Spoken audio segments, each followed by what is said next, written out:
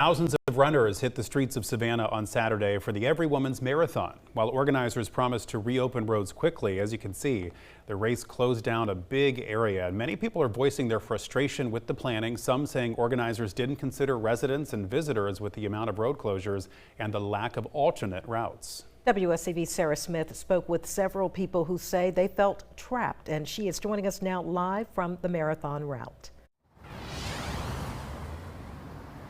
Well, Misty Cohens is one of those people, and she had two priorities on Saturday: take her friend to her dialysis appointment and round up her family members to make sure she got to her husband's funeral on time. But she says with those road closures due to the marathon and the lack of alternate routes, that stopped both of those things from happening. It was pure rage. Everyone who was in charge, there seemed to be absolutely no concern for anything outside of what their goal was. While the Every Woman's Marathon was a day of celebration and excitement for runners and their supporters, many people have been voicing their frustration with the route planning.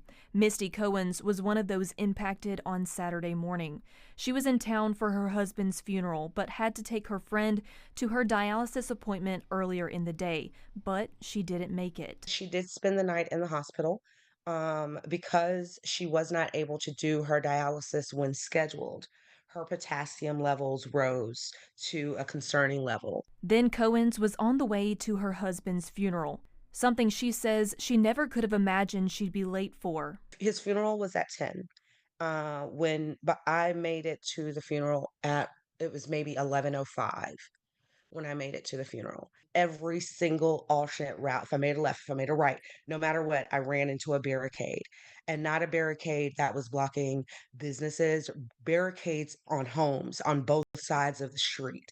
Mayor Van Johnson addressing these concerns at his weekly press conference. He says this event was significantly smaller, only bringing in 4,500 runners compared to about 20,000 with the Rock and Roll Marathon last held 2 years ago. He says reactions were mixed depending on where people lived, but he says they did what they could to help people plan their day around this large event.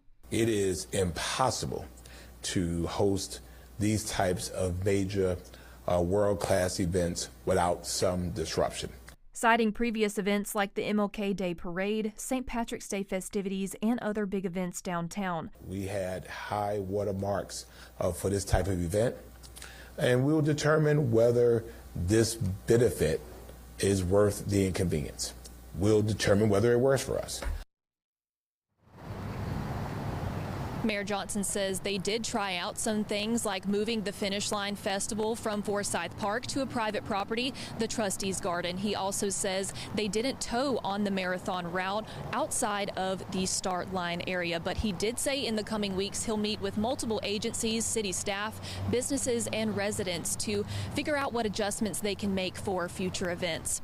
Reporting live in Savannah, Sarah Smith, WSAV News 3, on your side.